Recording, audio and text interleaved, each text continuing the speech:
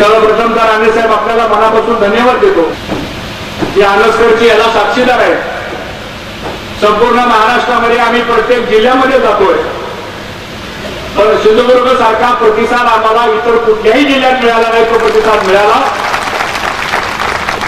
आणि मला असं वाटतं की या जिल्ह्यामध्ये संख्यात्मक जरी वाढ झाली नसली तरी गुणात्मक वाढ मात्र या जिल्ह्यामध्ये हे सहकारात झालेले असं म्हणलं तर या ठिकाणी ते चुकीचं ठरणार। कारण 97वी घटना दुरुस्ती याचा उल्लेख आनसकर साहेबांनी आपल्या भाषणामध्ये केला आणि त्याचं महत्व आणि त्याच्या सगळ्या कायद्याच्या तरतुदी सोप्या भाषेमध्ये आपल्याला सांगण्याचा प्रयत्न त्यांनी केला।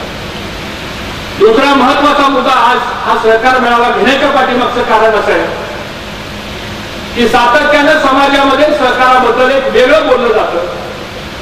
कोण म्हणतं सहकार बुडला, कोण म्हणतं बँका बुडाल्या, कोण म्हणतं साखर कारखानदारी संपली, कोण म्हणतं गृहनिर्माण सहकारी संस्था संपल्या, इथं कोणीतरी उल्लेख केला की आता विकास सोसायटी गेल्या, कोण म्हणतं आता पतसंस्थाही बुडायला गेल्या।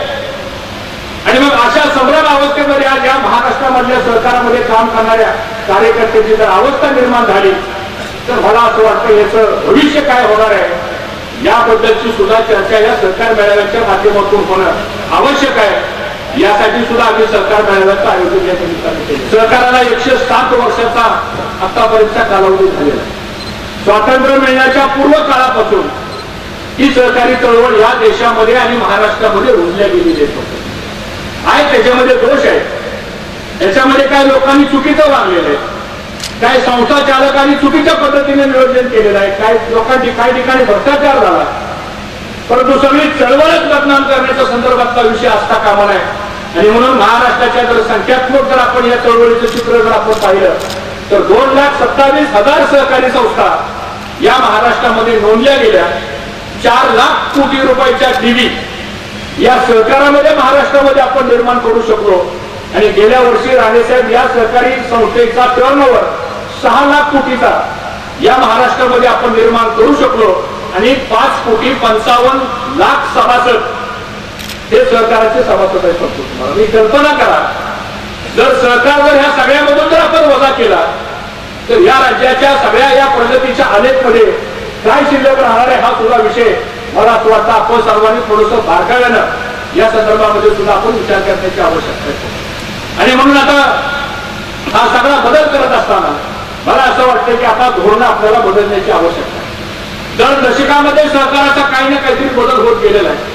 येणाऱ्या उद्याच्या 25 वर्षामध्ये, येणाऱ्या उद्याच्या 50 वर्षामध्ये या राज्याची ही सहकारी चळवळ ही आपल्याला कोणत्या दिशेने न्यायची आपल्याला याची दृष्टी मला असं वाटतं राज्यकर्ते म्हणून आम्हा सर्वांची जबाबदारी आहे।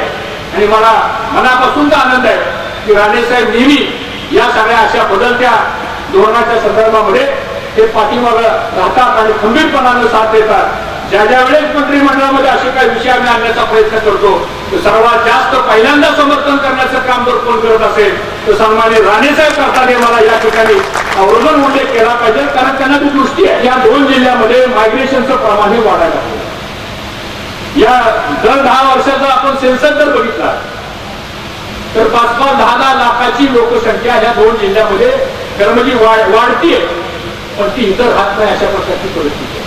म्हणजे स्थलांतर का होतंय याची पण काही कारण थोडंसं आपल्याला स्वीकारण्याची आवश्यकता आहे। त्याचबरोबर 10 ते 15% शेती सुद्धा ही आता ओलितापासून किंवा पिकापासून किंवा मशागतीपासून ती कमी होत चाललेली आहे। याच्याबद्दल थोडासा विचार आपल्याला करावा लागेल। आणि दुसरा एक त्याच्यामध्ये महत्वाचा मुद्दा असा आहे की आपल्याकडे 3 महत्वाची पिकं आहेत। एक भाताचं पीक आहे जे आपण खरीप मध्ये घेतो, दुसरं आपण हॉर्टिकल्चर मधला आंबा आपण घेतो आणि तिसरा काजू एक महत्वाचं पीक या भागामध्ये शेतकरी करतात। आणि म्हणून त्याचा जर स्केल ऑफ फायनान्स आपण बघितला तर भाताला आम्ही 30,000 रुपये हेक्टरी देतो। आणि म्हणून आमचे जॉईंट रजिस्ट्रार मोरे तुम्ही जिल्हाधिकारी आहेत मला वाटतं, त्या सगळ्यांना माझी सूचना आहे की हा स्केल ऑफ फायनान्स आपल्याला वाढवा लागणार आहे। 30 आणि 35,000 रुपयांनी आमच्या भाताच्या शेतकऱ्याला ते पिक्चर कमी पडतंय। मला असं वाटतं ऍग्रिकल्चर डिपार्टमेंटची यशस्वी असते तिथं आपण ही डिस्ट्रिक्ट लेवलची जी कमिटी आहे त्या कमिटीनं हा एक शिफारस आमच्याकडे करावी। मी आज आपल्याला ग्वाही देतो की ह्या 3ही पिकांच्या संदर्भामध्ये तुम्ही या स्केल ऑफ फायनान्स जो आहे हा वाढवून द्यायला सहकार विभाग या ठिकाणी मान्यता देईल ते मला आपल्या सर्वांना या ठिकाणी सांगायचंय. कारण ही गरज आहे. तर राज्यमंत्री म्हणून त्यांच्या मंत्रिमंडळामध्ये काम केलेलं ते होते. शिवसेनेमध्ये मी होतो अपक्ष, मग आम्ही पुन्हा सगळी इकडे आलो शकतो. पण दिलेला शब्द पाळणारा आणि कोणतंही काम करताना त्याला एक वचन म्हणतो आपण म्हणतो. एकदा सांगितलं अधिकाऱ्याला की किंवा दुसऱ्यांदा सांगण्याची आवश्यकता नाही. ते झालंच पाहिजे म्हणजे ते होणारच काम करतो. अशा पद्धतीनं राणे साहेबांनी संपूर्ण महाराष्ट्रामध्ये काम केलं. दुग्धविकास खातं चांगलं सांभाळलं. मुख्यमंत्री म्हणून चांगलं काम केलं.